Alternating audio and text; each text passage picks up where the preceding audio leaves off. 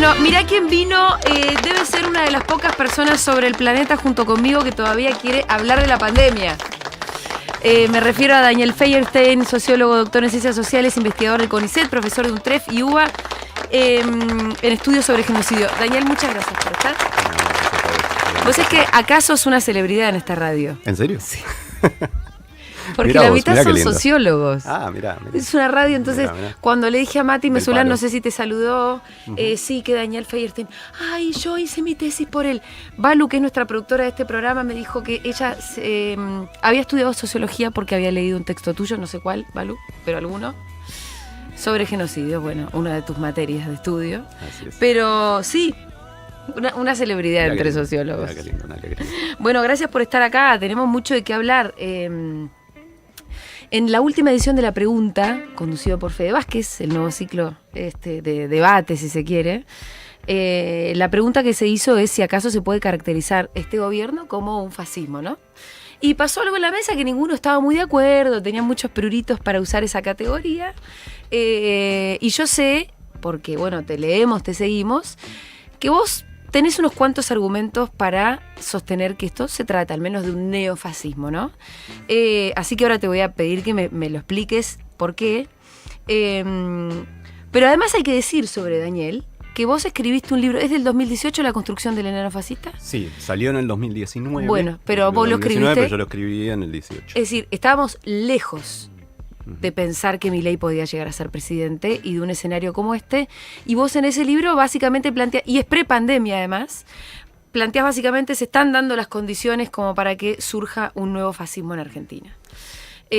Contame de cuáles son esas condiciones que vos viste en aquel entonces y qué es lo que ves que está pasando ahora. A ver, sí, yo lo escuché el programa de Fede Sí. Domingo, así que después podemos Le incorporar gritabas algo un poco de... al parlante. No, porque me parecía interesante, pero yo creo que hay como Digo, dos porque o tres ninguno de los tres que cuestiones. estaban invitados estaban de acuerdo con poder usar ese Sí, pero porque concepto. me parece que también la pregunta es un problema. Si vos lo que decís es, por eso es interesante que decías que el libro era previo cuando Milei era un panelista de televisión y el libro no es sobre Milei. No. Porque la pregunta más si el gobierno de Milei es fascista o no, creo que la pregunta más interesante es si se van construyendo las condiciones en nuestro país para la emergencia del fascismo. Y esto antecede a Milei. Involucra a la sociedad. Exacto, y a la sociedad y a otras fuerzas políticas también. Lo que yo identificaba, y por eso decido escribir el libro, es un quiebre muy fuerte que veo a nivel político y a nivel social con el caso Maldonado. Sí. Y con el giro que le va a dar Patricia Bullrich al PRO, que había aparecido como una fuerza de la nueva derecha moderna, uno siempre recuerda esos artículos o libros de Nathanson Sí. y esta mirada, y que en el 17 pega un giro, a uno le cuesta entender, sobre todo a ciertos sectores, por cómo funcionan los filtros burbuja, cuesta entender que el macrismo tuvo un sector progresista, que tenía un sector progresista, y que en el 17 pega ese giro. Y ahí es donde identifico, acá está surgiendo algo nuevo. Ajá. Milei se montó en eso viniendo de otro lado, con lo cual por eso para mí la pregunta de Milei sí, Milei no, nos saca del foco, y que ahí vamos a tu pregunta, es decir, se están generando condiciones para, y se han ido generando y han ido acelerando mucho para el surgimiento de una experiencia fascista en nuestro país, y yo creo que sí. Ahora, después la segunda cuestión a preguntar es, Pero espérame, ¿qué es el fascismo? Sí, y ahora a mí me interesa que vos decís, bueno, obviamente si haces una comparación histórica casi literal, o incluso en la ideología tampoco vas a encontrar algunos puntos en común, pero no todo, hay una cuestión más de método, de práctica, ¿no? Exacto, y ahí es donde me parece que está el mayor problema en alguna de las intervenciones del programa del domingo, pero en muchas otras también, que es creer que para usar un concepto tiene que pasar lo mismo que cuando lo usaste otra vez. Y esto vale sobre todo para el nazismo y el genocidio nazi, no se aplica en ningún otro caso, y llega al punto del absurdo. Yo recordaba a Roy Ora cuando empieza el domingo, dice, bueno, el fascismo llegó a Auschwitz, acá no tenemos nada como Auschwitz.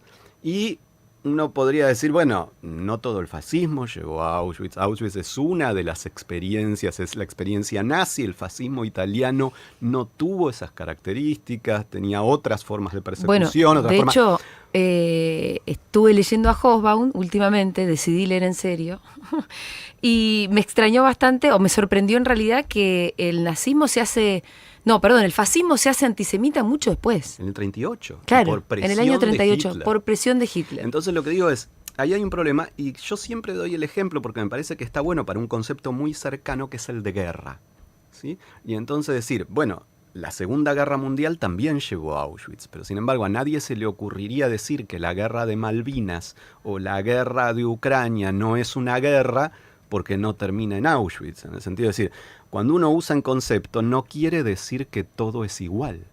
Bueno, vos hablás como que hay tres abordajes posibles, ¿no? Exacto, que hay como tres escuelas para entender qué es el fascismo y que hay una que es la que a mí me resulta más potente, también porque soy sociólogo, digamos, las otras dos son más de historiadores y cientistas políticos. Claro, es obvio que si vos haces una comparación histórica, terminás diciendo, bueno, sí, claro, Milei no llegó al poder por una marcha sobre Roma.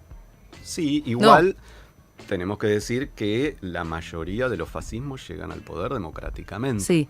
Esto también porque fascismo y dictadura tampoco son sinónimos. Entonces, por eso la importancia de los conceptos, yo creo, es dos cuestiones me parece importantes y que se sacan de la discusión. Lo primero es que vos estás hablando de similitudes estructurales. No estás diciendo que todo es igual. Estás diciendo que hay cosas muy importantes que existen. Lo decía Eduardo Fidanza el domingo, me gustó ese concepto weberiano de afinidades selectivas.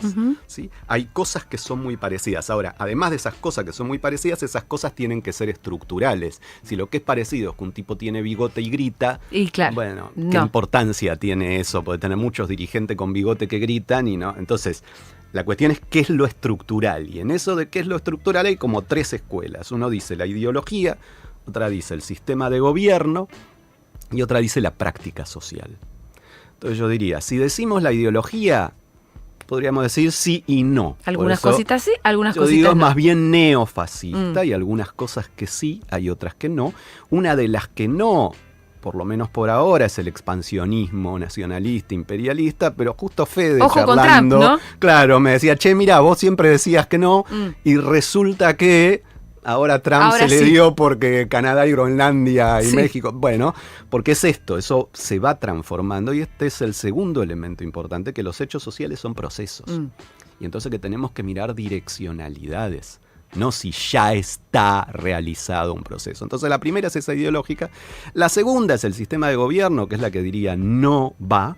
O sea, porque es el momento de los corporativismos totalitarios con partido único. Bueno, no parece que eso vaya a aparecer en nuestras realidades. Entonces, toda esa corriente más de la ciencia política que piensa el fascismo como corporativismo, no me parece muy al lugar como comparación.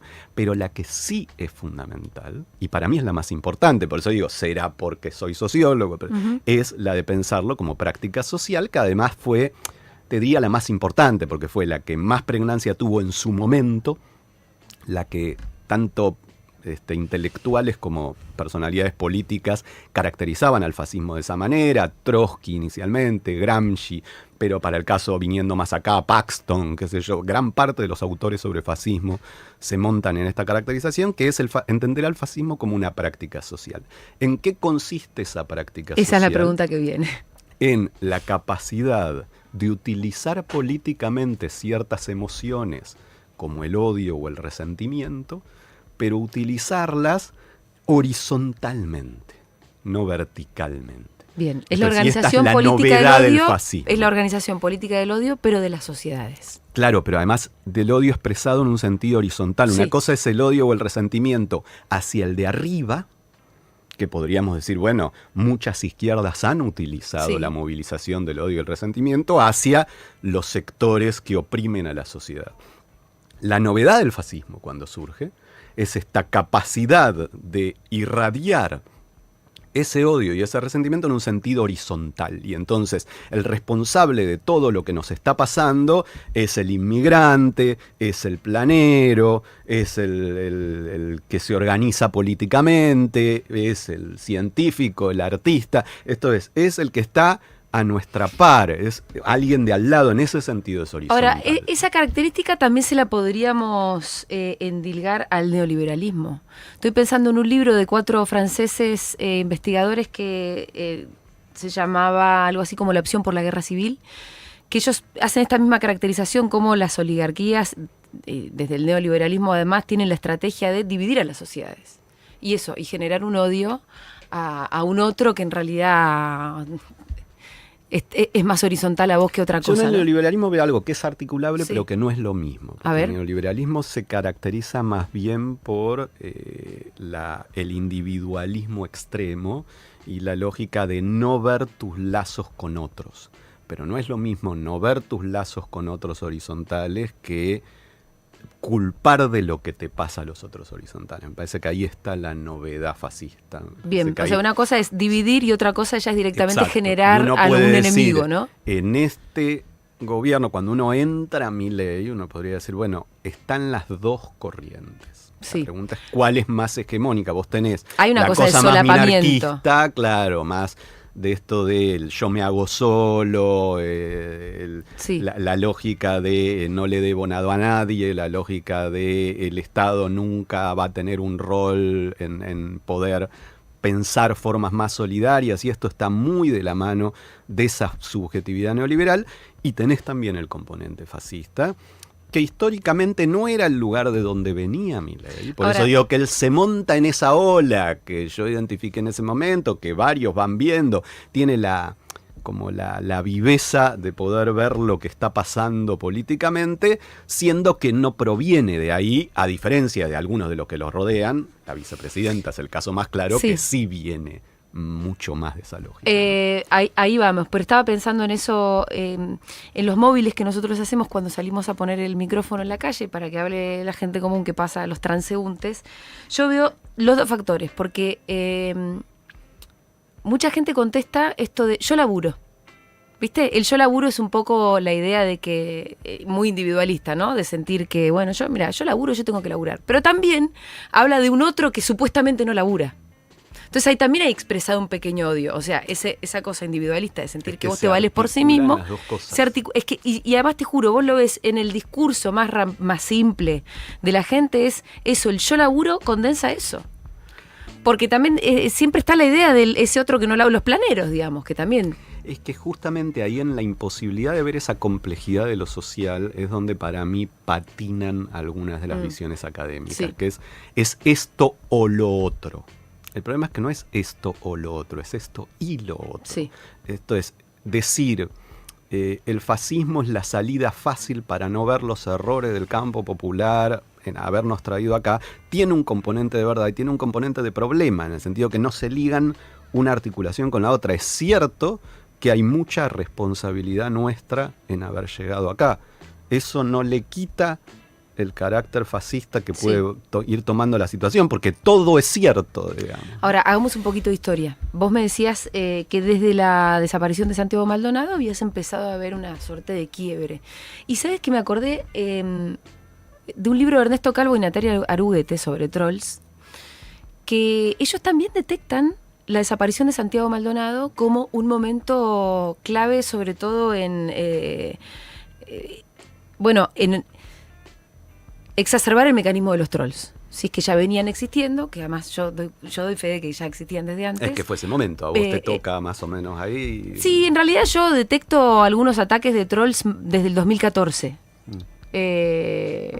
Pero sí que, por lo menos en el estudio de Calvo y Aruguete, que son gente muy seria, desde la desaparición de Santiago Maldonado, ellos también detectan una cosa nueva. Es que para mí ahí hay un quiebre muy importante, que no es la desaparición en sí, porque digo, hay un muy buen libro de Adriana Meyer, que es Desaparecer en Democracia, digo, desde el 83, hay muchos desaparecidos en muchos democracia. Desaparecidos, pero la diferencia con Santiago Maldonado es que el gobierno no solo no manifieste su voluntad de esclarecimiento y su condena a lo ocurrido, sino que intente negar la situación y se dedique a perseguir y a hostigar a los familiares. Bueno, interesante charlarlo con Sergio, lo que le ha tocado vivir, pero en general toda la familia, todas las organizaciones que intentaban y que la sociedad argentina había reaccionado en un primer momento de un modo, bueno, en algún punto equivalente a lo que fue la desaparición de Julio López, Sí. de mucha solidaridad. Yo Y de recuerdo plantear la esos pregunta, primeros ¿no? meses, ¿no? Eran muy interesantes, sí, en hospitales, en escuelas, esto de pasar lista y llamar a Santiago Maldonado. Digo, la fuerza que tiene en nuestra Sí. sociedad que haya un desaparecido. Y ahí hubo un giro que lo que buscó fue que los sectores más, podríamos decir, más vinculados a esas formas que empezaban a surgir del fascismo en la sociedad pudieran sentirse liberados para salir a hostigar. Ujú. ¿Sí? Bueno. En las escuelas, justamente, en los hospitales, empezar a perseguir a los docentes que abrían la discusión en clase Sí. sobre la situación de Santiago Lo que Maldonado. dice justamente, bueno, lo que dicen Calvo y Aruete es que con la desaparición de Santiago Maldonado, y se plantea, como vos decís, una reacción social muy solidaria con la simple pregunta de dónde está Santiago Maldonado, hubo más o menos un mes entero, para nosotros ahora, bueno, después vamos a hablar de la pandemia y de la distorsión del tiempo, es algo que quiero hablar con vos. Pero no fue más de un mes donde el gobierno estaba en silencio, no tenía ninguna respuesta. Había un cuerpo, es decir, había una persona desaparecida y no había respuesta. Y al mes empiezan con los trolls a tirar mierda en las redes, lo cual empieza a habilitar, de alguna manera, a la gente común y a los periodistas que se subieron en esa a tener alguna narrativa. Que era empezar a decir que está en Chile, que no sé qué, Tal que es cual, mentira, que que se parecía mucho a la narrativa dictatorial. Esto de está en Europa, bueno, ahora está en Chile, está con los mapuches, lo escondieron, lo vieron en no sé qué pueblo, empiezan a aparecer toda una cantidad de cuestiones que son novedosas para la política argentina. Por eso la desaparición no era tan novedosa, esa reacción la es respuesta novedosa. del gobierno. Y después, la respuesta gubernamental de la persecución a los docentes y la respuesta de instigar a la gente a que de pronto los padres fueran a las escuelas a interrumpir en el aula o a pedir la expulsión del docente que abre el debate sobre un desaparecido en democracia. A mí me parece que eso es nuevo y eso es lo que empezó a abrir esta cuestión, que sí se monta con el tema trolls también, porque justo se junta con un fenómeno que estaba empezando a aparecer a nivel internacional también, pero que me parece que pega un giro y ahí es donde digo, bueno, se dan las condiciones para que esto empiece a aparecer. La realidad uno lo lleva puesto, yo lo que veía era condiciones de un proceso que iba a llevar 10, 15 años. Claro. Ahí se intersecta la pandemia. La pandemia, digamos, y ahí ¿no? llegamos que a la acelera pandemia. todo, porque uno veía surgir una fuerza, en las elecciones del 19 aparece, lo representa en su momento Gómez Centurión, también Esper, pero sobre todo el que más se anota en esa lógica plenamente fascista, yo diría, es Gómez Centurión, no casualmente un ex cara pintada, tema no resuelto de la democracia argentina, porque así como no se habla de la pandemia, no se habla de los cara pintada, y lo que eso implicó también para la experiencia política argentina. Y por eso ahí irrumpe la pandemia y todo se acelera mal, digamos, ¿no? Más allá del otro elemento de también todo se acelera mal por el modo en que el gobierno de Alberto encara la pandemia, pero bueno, ahí. Bueno, vos me ayudaste con el primer capítulo del libro mío, Las caras del monstruo, el capítulo de la muerte de mi papá y el nacimiento de los libertarios. Es claramente un ensayo sobre la pandemia, un ensayo muy subjetivo y demás, pero también Me encantó tu libro, bueno, los otros capítulos también, pero nos debemos charlar. Vamos a Ese charlar será otro día. de otras cuestiones será también. Otro día. No, pero me va a gustar hablar de algo que vos me dijiste que es patriarcado versus machismo como conceptos distintos que nosotras estuvimos mezclando mucho. Sí, pero me gustó tu capítulo segundo en ese tema que ¿te me hizo repensar. Algo? Sí, Mirá me qué dejaste lindo. pensando en una cantidad de cosas, pero nosotros habíamos charlado antes. Sí. Y después dije, un poco por acá, como una cosa más intermedia, decir, por ahí, en la A ver, necesidad de ver un problema. Vamos me fui al acá y después carajo, volvemos a pandemia. Nos vamos a muchos lados, pero bueno. No, pero en esto de que yo creo que hubo efectivamente un problema en cómo las problemáticas de género, la marea verde necesaria, y diría el proceso político más importante en nuestro país de la última década, logra un montón de cosas, pero al mismo tiempo dispara una serie de procesos complicados y que me parece que nos debemos pensar y que vale la pena poner sobre la mesa. Pero después, con tu capítulo, cuando vos decías, bueno, esta cuestión de que no pasa tanto por el cuánto, sino por el cómo, y ahí me gustó esta cuestión de que lo que vos veías como más importante, y yo no lo había pensado así, es la exclusión de los pibes. sí. Digamos, no más que la consigna tal o el modo tal, que es no solo este escrache injusto de los pibes jóvenes, que uno diría lo que se identifica más rápido, pero así, vos no podés resolver en un momento de apertura y de conocimiento de tu exposición a la realidad del amor, del sexo, que a esos 14, 15 años una palabra mal expresada termina en un escrache, digamos. Esto es un delirio, que no es lo mismo que el escrache una persona que tiene poder, que ejerce su poder en una situación de acoso, de abuso. Ahora, esto otro yo no lo había visto tanto, que me pareció bueno. Que es haberlos dejado afuera. Que es claro, esta cosa de nuestro problema es con el machismo o nuestro problema es con los hombres. Pero el tema es, si nuestro problema es con los hombres, entonces no se puede hablar con ningún hombre y todo lo que diga un hombre es una porquería, no, tenemos un problema serio, porque entonces, ¿qué alternativa dejamos? Y sobre todo a esos pibes jóvenes que necesitaban articularse políticamente y la respuesta era, no, vos no podés venir, digamos, ¿no? Bueno, me articulo políticamente donde puedo. Donde me dé la bienvenida. ¿Quién me da lugar? ¿Quién me permite asumir lo que soy, digamos? ¿No? Me parece que ahí hubo un tema, y bueno, temas para seguir charlando, me parece también una exageración de la lógica de la deconstrucción, pero bueno, algún día hacemos un mano a mano con Darío y nos ponemos a discutir algunos efectos muy negativos de eso, me parece, ¿no? Pero lo podemos construir todo. Alguna vez te escuché, para una cosa te quería decir, porque estos días estuve dialogando con vos en mi mente y también poniéndome, qué sé yo, mientras camino, alguna entrevista que te hicieron. Y te hizo una entrevista Reinaldo Siete Case previa a Milei, todavía Milei no había ganado, y ustedes estaban hablando de esto.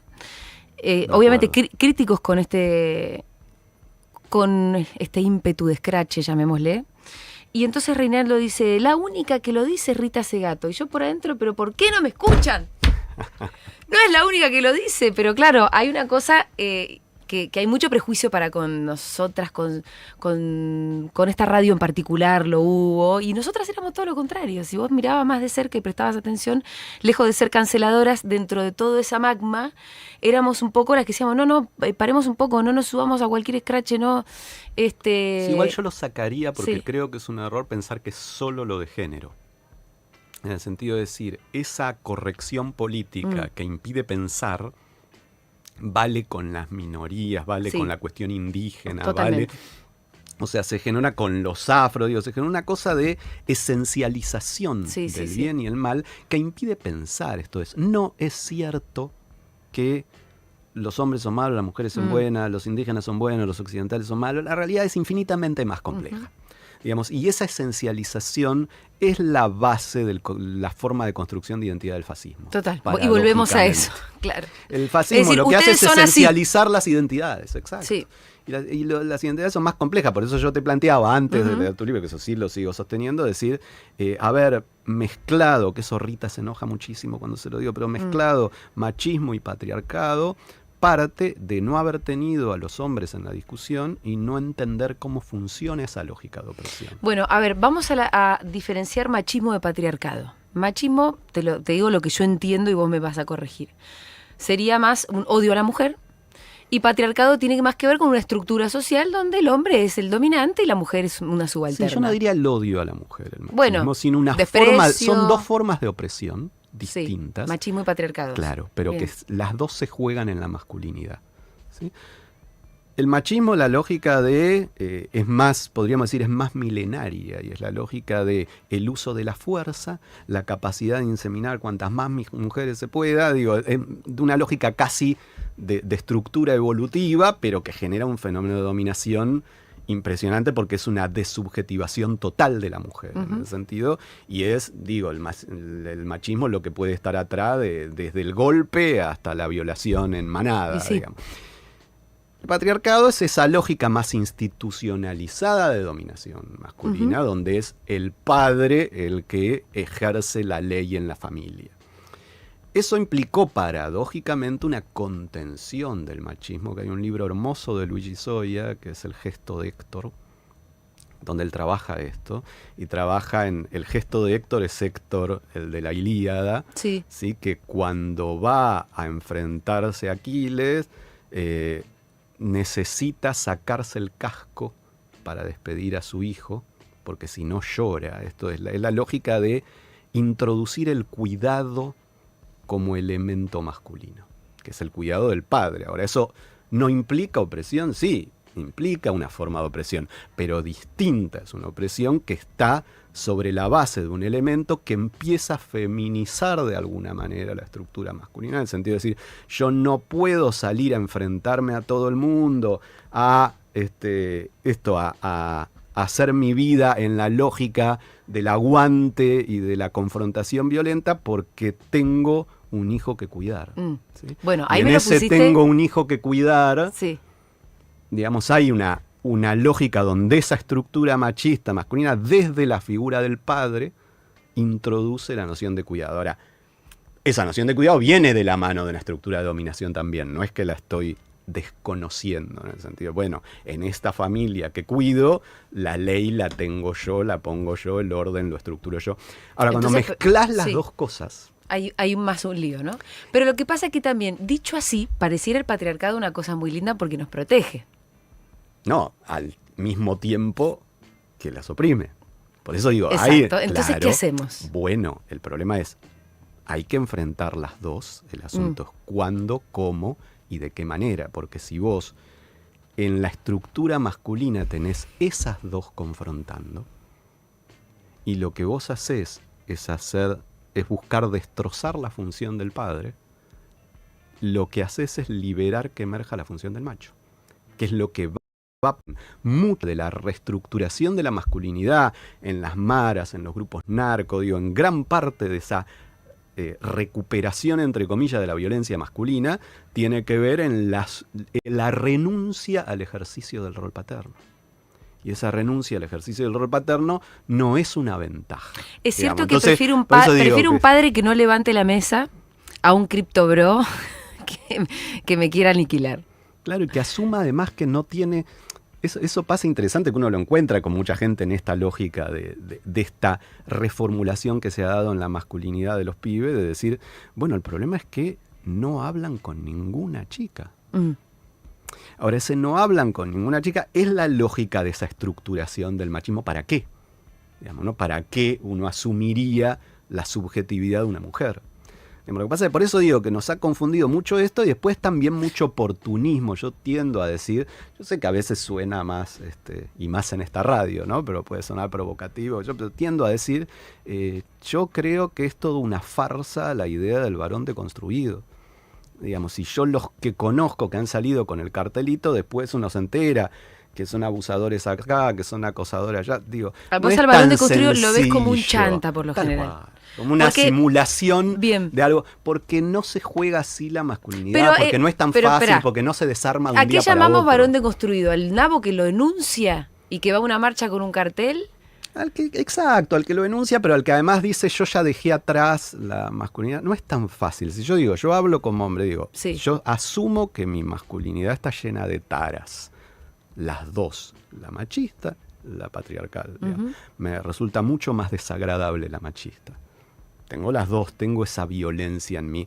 Que bueno, es como intrínseca. La pregunta es, ¿qué voy a hacer con eso? Sí. Y no es que, porque yo vine y ya me explicaron y entonces ya mañana ya no la tengo más. Y ahora pues salgo con el cartelito, soy varón deconstruido. No es tan sencillo. No es tan sencillo. Pero ¿y vos, entonces, por ejemplo, qué haces con tu masculinidad, tanto machista como patriarcal, intrínseca? Lidio con ella, a veces hago cosas mejores, a veces no. Qué sé yo, o sea... hago lo que puedo, digamos. Entonces, en el sentido de decir, bueno, la machista siento que no la tengo tanto, uno la tiene atrás, digo, yo sé que soy portador de esa violencia, a mí me asusta lo que puedo hacer, lo que pasa es, bueno, aprendí a contenerla temprano, cada uno se juega distinto, en mi caso, como a los 10 años, después de toda una experiencia de infancia compleja en ese sentido, casi le rompo la cabeza a un pibe, qué sé yo, que me tuvieron que agarrar entre varios, bueno, como que asumí que no la tenía que dejar salir mucho, porque era, pero bueno, igual está ahí, no es que no sepa que no está ahí, esa violencia más descarnada, te diría. La patriarcal es todavía más compleja, porque uno la tiene muy incorporada, entonces uno puede tratar de ver cómo construye sistemas que funcionen de otra manera, pero bueno, digo, uno tiene espacios de trabajo, entonces, si yo pienso en mis espacios de trabajo, diría... no solo no me ha pasado nunca, sino creo que nadie lo ha sentido jamás, que yo he buscado aprovechar mis lugares de poder para joder, acosar o molestar a nadie. No. Ahora si no diría, he tenido lógicas más articulables con lo patriarcal en el sentido... Y sí, me gustan, no, pero están ahí jugando. De pronto, alguno me lo marca, uno lo identifica, dice, bueno, a ver qué puedo hacer con esto. Digo, un proceso mucho más lento y complejo. Y lo que a mí me parece más peligroso es como están en oposición, si solo le pegás a la patriarcal, el efecto va a ser muy más negativo. Machismo.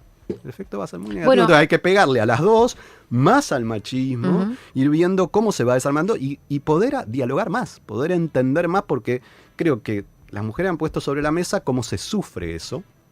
Falta cómo lo sufren los hombres. No se ha trabajado mucho cómo los hombres sufrimos el machismo. Digo, una mujer dice, vos no sabés lo que es salir a la calle siendo mujer. Bueno, me lo enseñaron. Uno aprende y dice, qué tremendo.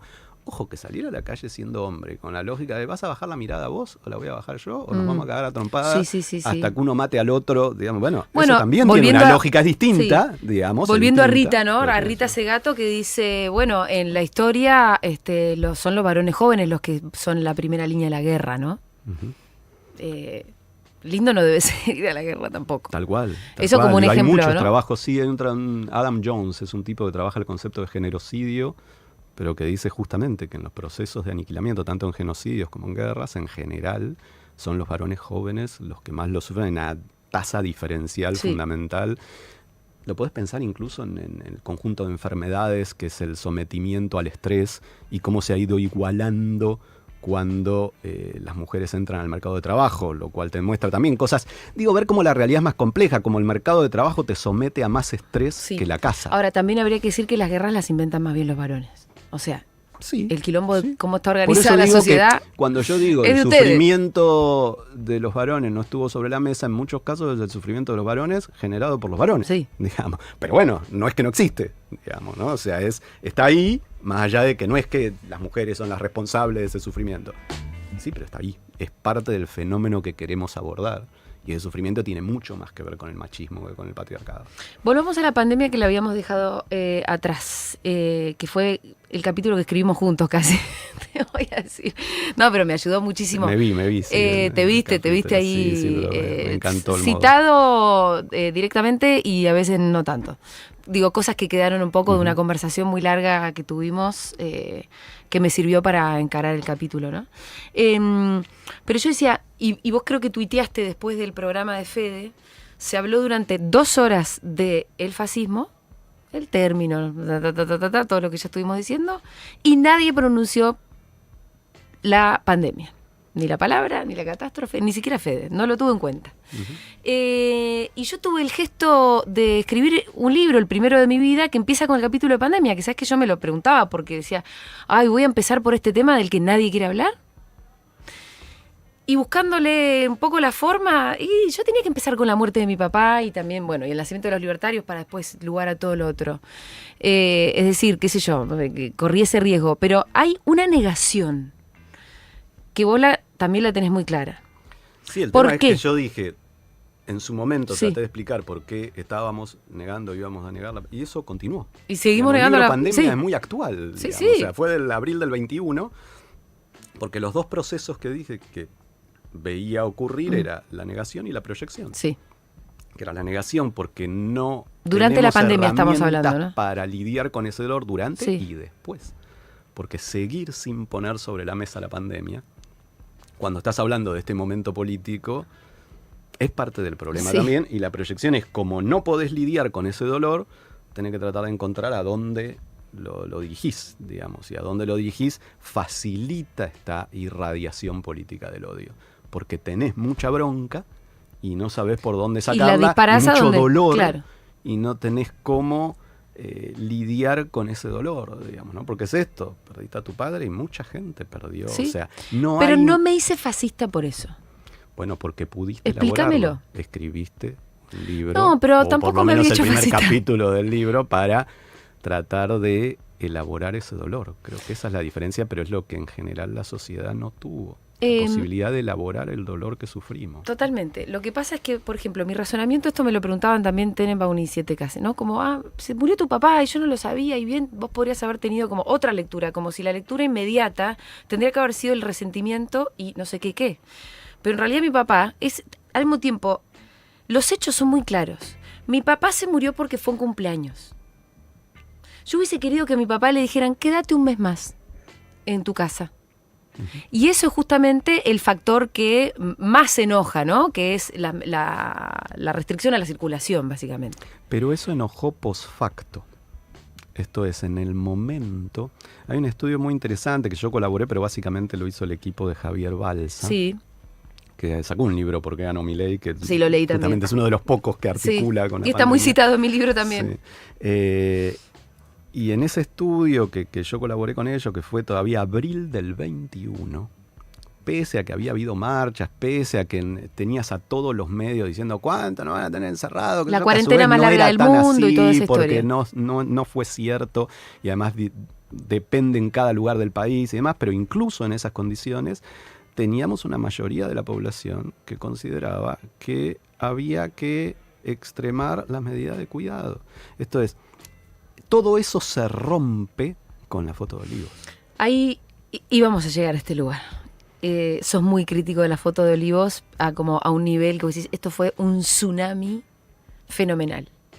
Yo lo planteé en su momento, me trataron algunos de golpista, me acuerdo, hoy me tenía lo que reconocen renuncie Montonero. Siempre me lo dices, mucha gente, pero sobre todo Alberto Cornblit, un gran amigo que siempre me dice, vos dijiste al día siguiente, claro, yo al día siguiente dije que tenía que renunciar, que no veía ninguna manera de resolver la situación. En el sentido de decir, cuando un presidente viola su propia ley, pero además una ley que produjo mucho sufrimiento, pero en busca de un bien mayor, si él mismo la viola, no hay... Después, mi querida Fabiola o lo que quiera, bueno, la seguíamos hablando de esa mezcla machismo, patriarcado, pero bueno, incluso sacando eso, fue la peor excusa, pero ninguna excusa era válida. Tenía que renunciar. Excusa era válida. Pero porque vos decís, él rompió su propia ley, ¿no? Tal cual. ¿Qué pasa ahora con Milei y el CryptoGate? Estamos muchos mirando y diciendo, lo que tiene este caso de que Milei haya cometido esa estafa en Twitter con las criptomonedas a su propia base, porque los compradores de esa moneda son criptobros, el 100% libertarios y además parte del estereotipo casi del votante. ¿Por qué no es su foto de Olivos? ¿O podría serlo? ¿O vos qué estás pensando sobre este caso? Yo, al día siguiente de lo de Milei, también en la misma lista que la seguimos teniendo de científicos y políticos, no políticos, pero consultores. Es una lista muy rica que se armó en pandemia. Al día siguiente de lo de Milei dije, esta es su cena de Olivos, es su foto de Olivos. Yo creo que ahí hay un punto, lo que pasa es que bueno, está evolucionando el proceso, hay una diferencia. Yo creo que en un punto hay algo en común, que es rompe su propia ley y además destroza su propio núcleo duro. Que eso es lo que pasó con Alberto. O sea, su núcleo duro era la gente que estaba de acuerdo con que vale la pena el aplazamiento de la gratificación y vale la pena sufrir si es por el bienestar de todos. Y a esa gente, ese tipo le dice... Yo hice un cumpleaños. Yo me cago en vos, o sea, yo hago lo que quiero. Eran todos boludos los que estaban. Eso es tremendo. Hay algo parecido en Milei con esto. Es decir, él estafó a su núcleo duro. O sea, ¿quién iba a comprar esa moneda? No la compraron los trotsko-kirchneristas, digamos. No van a salir a comprar libra. ¿Quién la compró esa moneda? Estos pibes jóvenes que están en ese mundo y que se articulan con él y que confiaron en su palabra y fueron a comprar. Y son esos los estafados, en más o en menos. Alguno habrá perdido $1.000 y otro habrá perdido 10.000 y otro 100.000, digamos, ¿no? Pero afectó a ese núcleo duro y además le pegan esta cuestión. Él es el genio de la economía, es el que sabe cómo funciona esto. Bueno, las dos alternativas son terribles. ¿Es un estafador o no entiende cómo funciona lo que él mismo plantea que es el eje de la economía hoy?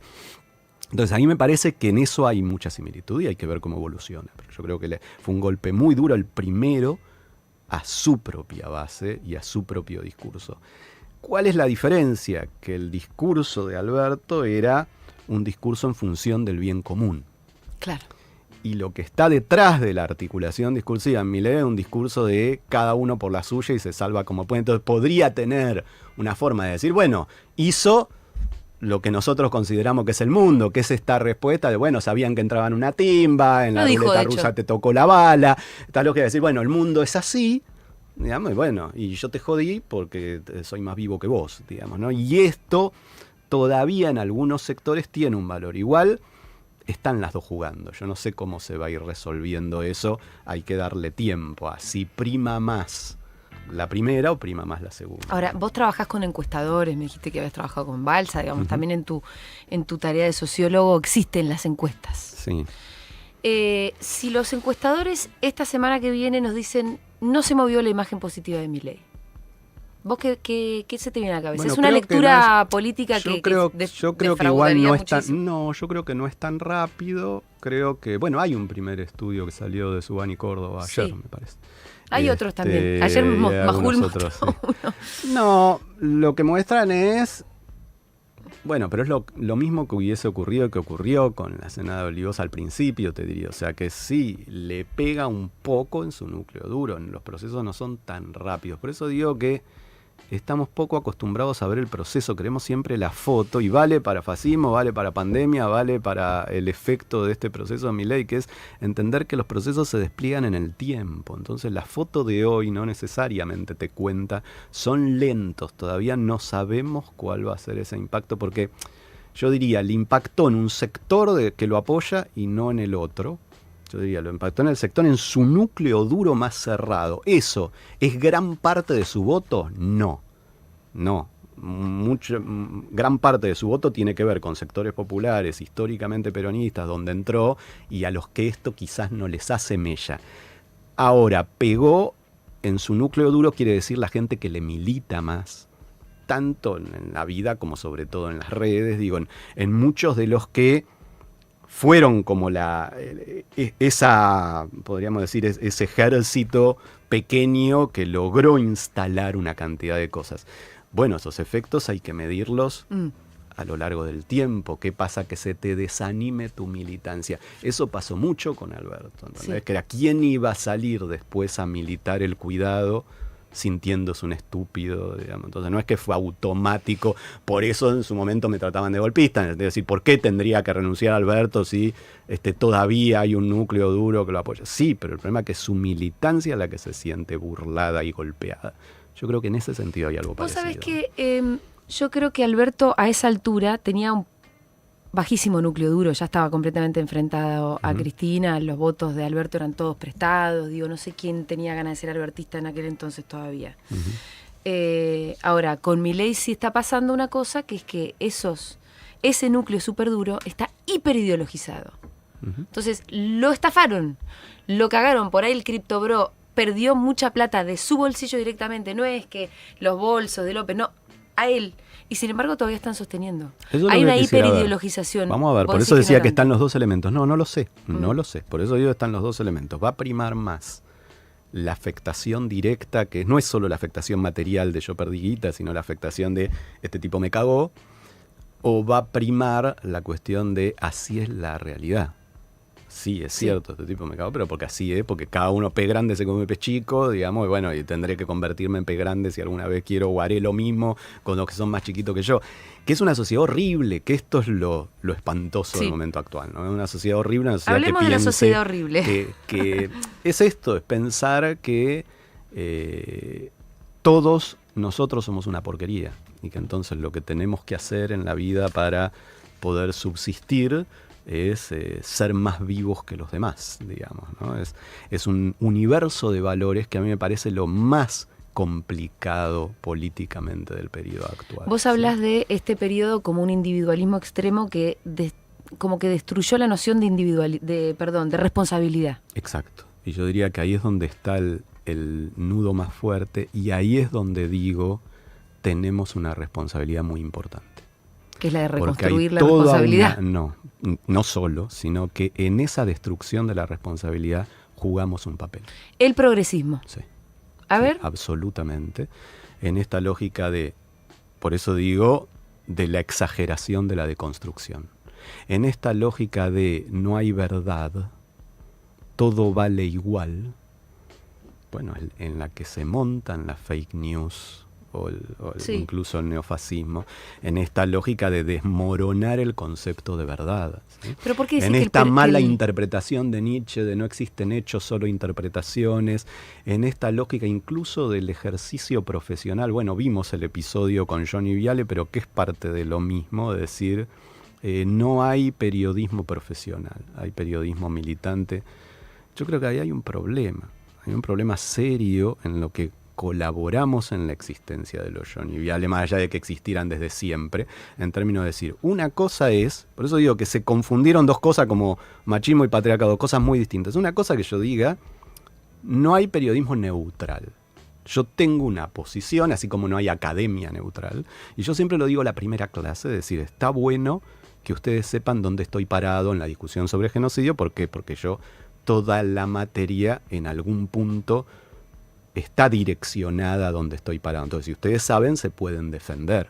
En el sentido de decir, yo les digo que estoy parado acá, sí, soy honesto con ustedes. Sí. Ahora, dicho eso, yo trato de ser lo más objetivo posible, y esto es traer los mejores argumentos contrarios, ¿sí? Yo en mi materia sobre genocidio leemos y trabajamos a los mejores autores, los que yo considero más sólidos, que dicen que no. Así como en la discusión sobre fascismo, tendríamos que poder escuchar a los más sólidos que dicen que no, a los más sólidos que dicen que sí, y poder sacar una conclusión.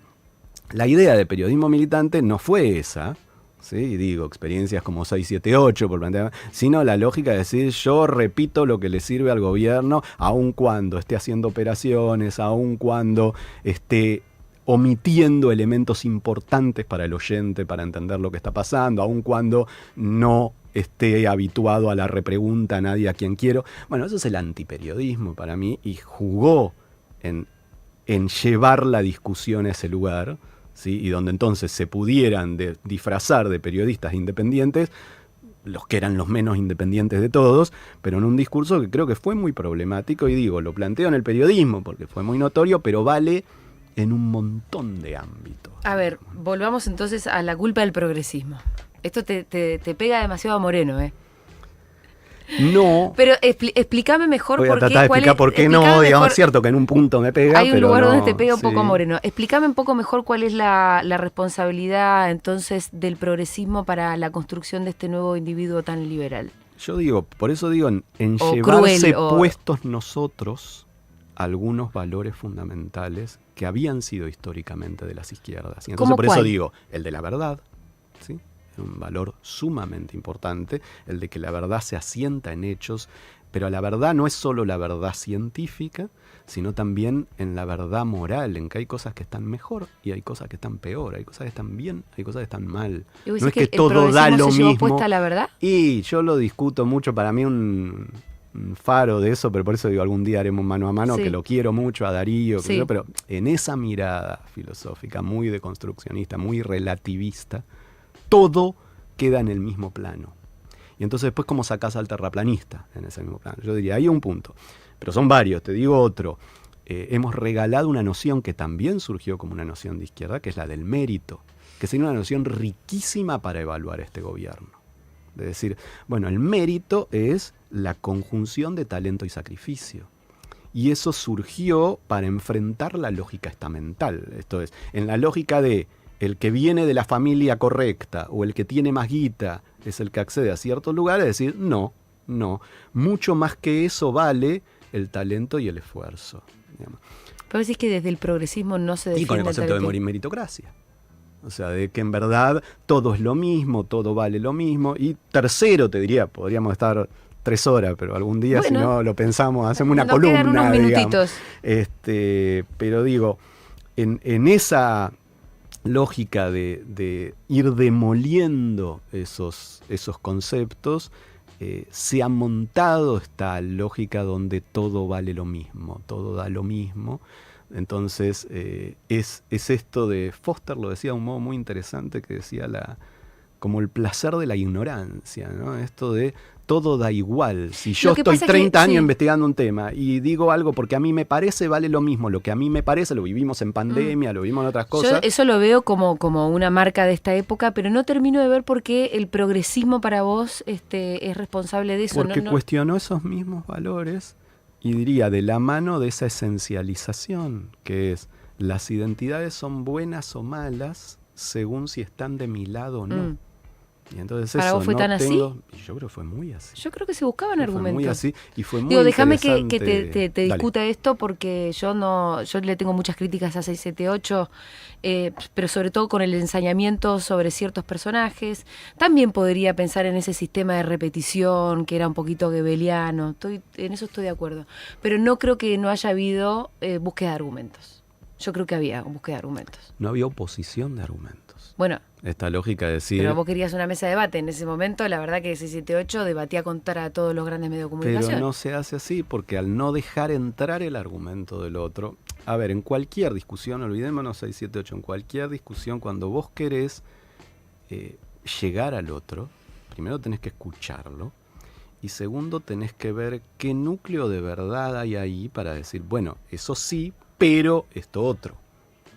Si vos no haces lugar al argumento del otro, entonces lo único que haces es reforzar el tuyo, y por eso la repetición goebbeliana, porque lo único que creyendo que si lo repetís 800 veces lo vas a convencer. Y el problema es que ahí no hay debate argumental, digamos, ¿no? Y lo que digo es, nosotros avalamos mucho eso, no solo por un modo de hacerlo, sino porque consideramos que eso era la política. Eso es lo que digo, que la política es la repetición de los 3 argumentos que nos bajaron, que esa es la manera de responder, sin reconocer un montón de elementos que estaban ahí dando vuelta y que eran ciertos, digamos, ¿no? Y que no quiere decir que las conclusiones son ciertas. Tenemos 2 minutos. Decime por qué, en qué te diferencias de Moreno. Me parece que sí, los argumentos tuyos son totalmente distintos, pero no quería dejar de decírtelo porque te hice el chiste la chicana. Sí, y vos me... Sí, no, porque a mí me parece que 2 cosas te diría. Lo primero es que la crítica de Moreno al progresismo no es por el modo de implementar tal o cual discusión, sino que es más de base, es una crítica absolutamente conservadora desde la derecha. Sí. Yo no estoy haciendo una crítica de derecha, sino diciendo ese progresismo abandonó la izquierda. Entonces diría casi que es lo contrario. Pero segundo, y sé que lo va a enojar mucho, pero lo dije en la construcción de la neofascista, porque creo que Moreno es parte de esas corrientes fascistas que van surgiendo en la sociedad argentina.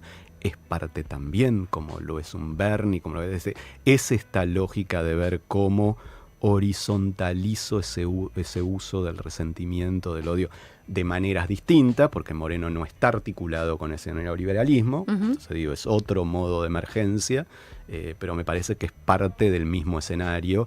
Mi planteo va absolutamente por otro lado, que es cómo el progresismo olvidó algunas cuestiones fundamentales del progresismo. Daniel, nos quedamos sin tiempo, se terminó este programa. Un aplauso, muchísimas gracias. Por favor, gracias. Pasó por mí, y un montón de gente está escuchando, la conversación muy diferente de lo que suele darse en otros streams, de verdad. Daniel Ferenstein, sociólogo, doctor en Ciencias Sociales, investigador del CONICET y profesor del UNTREF, pasó por Mirá quién vino. Gracias, Daniel, de verdad, estuvo súper interesante y podríamos seguir conversando mucho más. Pauli Tartiu, que estuvo en la puesta en el aire, Balu Dazzori y Connie Cajina en la producción, y en cámara Juan Piparolo. Yo soy Julia Mengolini y se quedan en la compañía de Crónica Anunciada con Juana Morín. Hasta mañana, chau.